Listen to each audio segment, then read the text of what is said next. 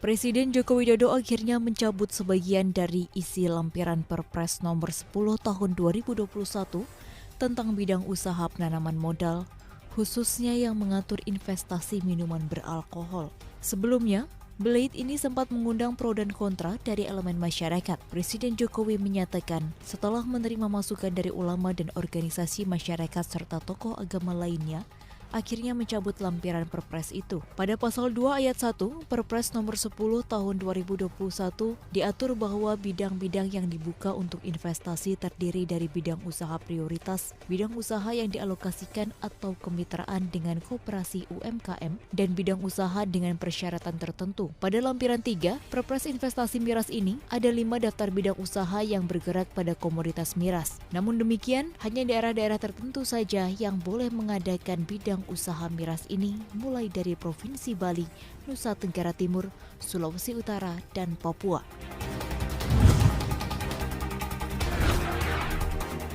Pemerintah memastikan kembali melanjutkan program bantuan langsung tunai kepada pelaku usaha mikro, kecil, dan menengah. Dirjen Anggaran Kementerian Keuangan menyatakan tahun ini nilai BLT yang diberikan kepada UMKM sebesar 1,2 juta rupiah. Nilai tersebut lebih rendah dari tahun sebelumnya yang sebesar 2,4 juta rupiah. Ditargetkan total penerima tahun ini mencapai 9,8 juta UMKM, namun angka itu masih bisa bertambah sebab berdasarkan jumlah tahun lalu, BLT diberikan kepada 14 juta UMKM.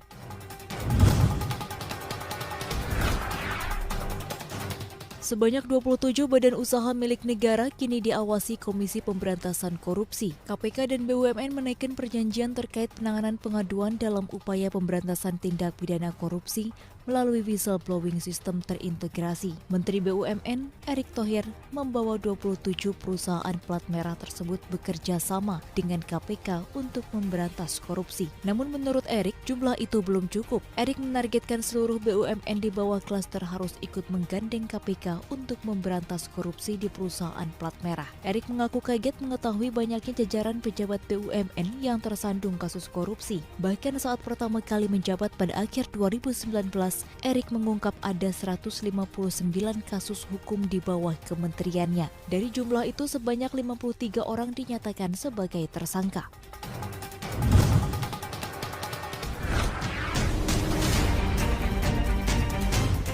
Tekanan terhadap harga emas masih berlanjut. Saat ini harga emas berada di posisi terendahnya hampir dalam 9 bulan terakhir atau tepatnya sejak Juni tahun lalu. Harga emas terjun bebas jika dibandingkan dengan minggu lalu, ketika harganya masih menyentuh level $1.800 AS per troy ounce. Harga emas berbalik arah akibat kenaikan imbal hasil nominal obligasi pemerintah AS bertenor 10 tahun yang tembus 1,5%. Kenaikan tersebut membuat pasar obligasi menjadi semakin kompetitif dan emas pun kurang dilirik. Kendati imbal hasil obligasi pemerintah AS melandai, tetapi harga emas masih saja terkontraksi. Penguatan dolar AS menjadi batu sandungan untuk harga emas.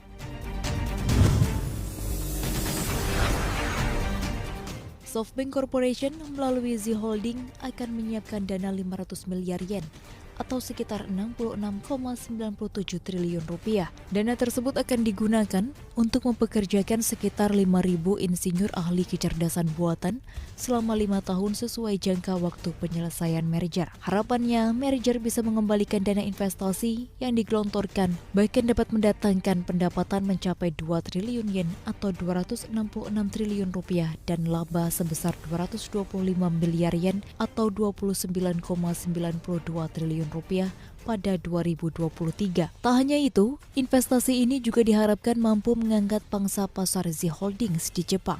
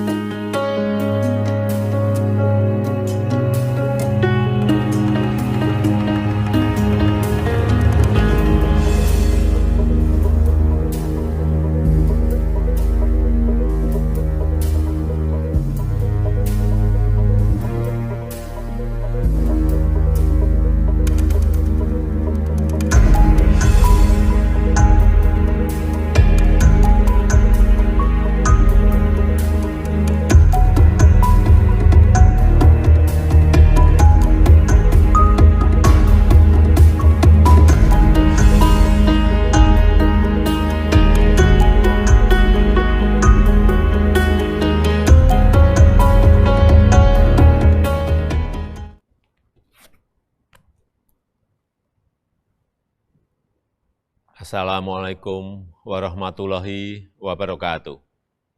Salam sejahtera bagi kita semuanya.